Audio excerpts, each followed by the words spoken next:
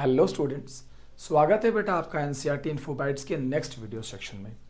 As a part of discussion आज class 11th anatomy का एक बहुत इंपॉर्टेंट क्वेश्चन आप लोगों के साथ डिस्कस करना चाह रहा हूं मैं। एक टॉपिक है जिस पर आप लोग अक्सर बात करते हैं कि एनाटॉमी में हमने पढ़ा है sir differentiation, D differentiation and रीडिफरेंशिएशन। तो आज आपको इन सवालों पर एक अच्छा कॉम्प्रिहेंसिव अकाउंट मैं चाह रहा था कि हम लोग डिस्कस कर लें। तो आइए एक बार समझते हैं बेटा कि क्या होती हैं ये प्रोसेसेस। सबसे पहले तो आप इसे ऐसे समझें कि अगर मैंने कभी इस तरीके से बोला कि मान लीजिए आपके पास कहीं पर प्राइमरी मेरिस्टेमेटिक सेल है। क्या है बेटा? प्राइमरी मेरिस्टेमेटिक सेल है। ठीक है, आप तो जानते हैं primary meristematic cell dividing cells होती हैं। सो आगे मैंने ब्रैकेट में डिवाइडिंग लिख रखा है कि ये डिवीजन का काम करती हैं। थोड़े समय बाद ये सेल्स फर्दर डेवलप होती हैं और आगे चलकर के ये बन जाती हैं प्राइमरी परमानेंट सेल। क्लियर है बात? ये क्या बन जाती हैं? Primary permanent cell. लेकिन एक खूबसूरती प्लांट ग्रोथ की ये है कि चूंकि प्लांट ग्रोथ एक open form of growth show करती है, तो कुछ समय बाद अगर ज़रूरत पड़ी तो ये प्राइमरी परमानेंट सेल जो कि एक्चुअल में नॉन डिवाइडिंग है, ये फर्दर डिवीजन कैपेसिटी को रीगेन कर लेती हैं और ये बन जाती हैं सेकेंडरी मेरिस्टेमेटिक सेल। क्या बन जाती हैं? Secondary meristematic cell. यानी ये बन जाती हैं सेकेंडरी मेरिस्टेमेटिक सेल। अब ये जो सेकेंडरी मेरिस्टेमेटिक सेल होती है बेटा, ये जानते रहिए कि प्राइमरी परमानेंट सेल से बनी है। फर्दर ये सेकेंडरी मेरिस्टेमेटिक सेल आगे चलती हैं और इनसे बनते हैं सेकेंडरी परमानेंट सेल। यानी सेकेंडरी मेरिस्टेमेटिक से क्या बन जाता है? सेकेंडरी परमानेंट सेल बन जाती हैं।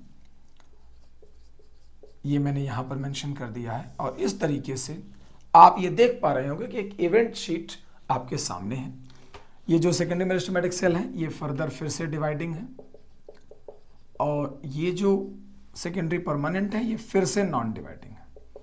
सो I am here to tell you कि आप देख रहे हैं कि डिवाइडिंग से नॉन डिवाइडिंग, फिर नॉन डिवाइडिंग से डिवाइडिंग, फिर डिवाइडिंग से नॉन डिवाइडिंग सेल्स बनती हैं।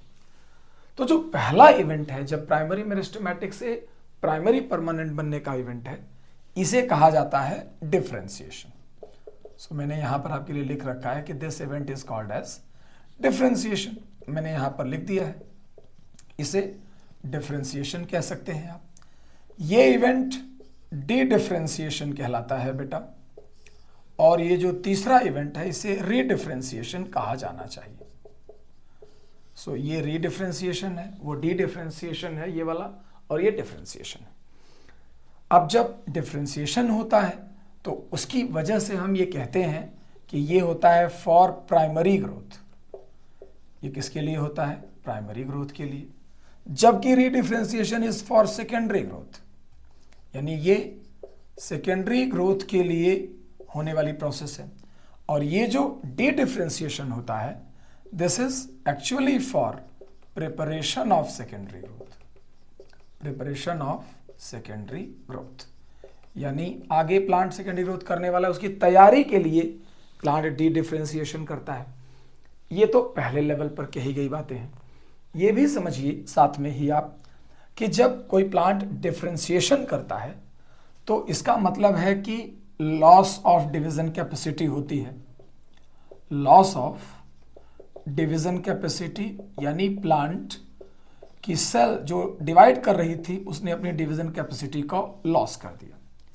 लेकिन जब डी डिफरेंशिएशन होता है तो वो रीगेन हो जाती है, रीगेन ऑफ डिवीजन कैपेसिटी। यानी ये पूरी की पूरी डिवीजन कैपेसिटी वापस प्लांट के पास आ जाती है। ये यहां की इवेंटिंग है। और जब रीडिफरेंशिएशन होता है तो फिर से ये डिवीजन कैपेसिटी का लॉस हो जाता है। लॉस ऑफ डिवीजन कैपेसिटी फिर से हो जाती है। तो कहीं ना कहीं आप देखिए पहले कैपेसिटी का लॉस होना, फिर रीगेन होना, फिर लॉस होना, इस तरीके से इवेंट चलता है। प्राइमरी मेरिस्टेमेटिक सेल नॉर्मली हम कहते किसे हैं? अब आपको मैं इन सभी के एग्जाम्पल मोड भी समझाता हूं ताकि आपको एक्चुअल में पता रहे कि कौन कहां बन रहा है। प्राइमरी मेरिस्टेमेटिक सेल का मतलब एपिकल मेरिस्टेम, इंटरकैलरी मेरिस्टेम, आप समझते जाइए डॉक्टर्स। और इसके अलावा जो हम पढ़ते हैं कि इंट्राफेसिकुलर कैम्बियम, ये तीन के तीनों ही प्राइमरी मेरिस्टेम के एग्जाम्पल हैं। अब इनसे प्राइमरी परमानेंट, जिसे आप पेरेन्काइमा कह सकते हैं, कोलेनकाइमा कह सकते हैं, स्क्लेरेनकाइमा कह सकते हैं, या ज़रूरत पड़े तो प्राइमरी जाइलम कह सकते हैं या प्राइमरी फ्लोएम कह सकते हैं, इनका बनना। आप देखिए, आपको मैं, चूंकि जैसा कि मैंने कमिटमेंट किया हुआ है कि हम हाई क्वालिटी कंटेंट पर बात करेंगे, तो एग्जाम्पल वाइज भी याद कीजिए। फिर उसके बाद सेकेंडरी मेरिस्टेमेटिक में दो चीज़ें आती हैं। एक तो आता है इंटरफेसिकुलर कैम्बियम, इंटरफेसिकुलर कैम्बियम, और एक आता है कॉर्क कैम्बियम, जिसे फेलोजन भी कहा जाता है। क्या कहा जाता है डॉक्टर्स? फेलोजन। ठीक है, आप मुझे बताइएगा कि इस बात को इस तरीके से आप याद कर सकेंगे नहीं। फिर उसके बाद आता है सेकेंडरी परमानेंट। सेकेंडरी परमानेंट में जहां एक तरफ फेलम और दूसरी तरफ फेलोडम, सेकेंडरी जाइलम और सेकेंडरी फ्लोएम बनते हैं, तो इससे यह तय होता है कि यहाँ पर कौन कौन सी चीज़ें बनकर आती हैं। तो कहीं ना कहीं फेलम, फेलोडम, सेकेंडरी जाइलम और सेकेंडरी फ्लोएम के बनने की प्रोसेस को हम बताते हैं कि ये तो रीडिफ्रेंशिएशन से बने। ऑड वन आउट वाले सवाल याद करिए। रीडिफ्रेंशिएटेड टिश्यूज ये सब हैं, डी डिफ्रेंशिएटेड टिश्यूज ये सब हैं, डिफ्रेंशिएटेड टिश्यूज ये सब हैं। तो कभी ऑड वन आउट कोई पूछे तो ये बताइए। प्लांट्स में एक बड़ी स्पेशल बात कही जाती है बेटा, कि जो प्लांट का डिफ्रेंशिएशन होता है वो एक्चुअली ओपन होता है। ओपन होता है, इसका मतलब ये होता है कि एक किसी भी सेल से, मान लो सेल 1 है, उससे वेरियस टाइप की सेल्स बन सकती हैं। ये प्लांट्स की बड़ी खास बात है। और एक बड़ी अच्छी बात मैं हमेशा कहता हूं जो आपके लिए इंपॉर्टेंट है, कि फेट ऑफ सेल, सेल का फेट ऑफ सेल डिपेंड्स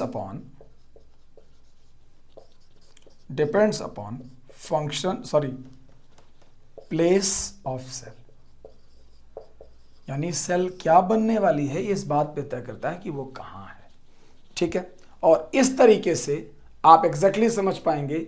आपका अगर ये सवाल है कि सबसे बाहर एपिडर्मिस ही क्यों होता है, उसके अंदर कॉर्टेक्स क्यों होता है, उसके अंदर एंडोडर्मिस क्यों होता है, बीच में पेरिडर्म क्यों होता है, तो इसका ये जवाब है कि इनकी पोजीशन ये बताती है कि इनको क्या बनना है।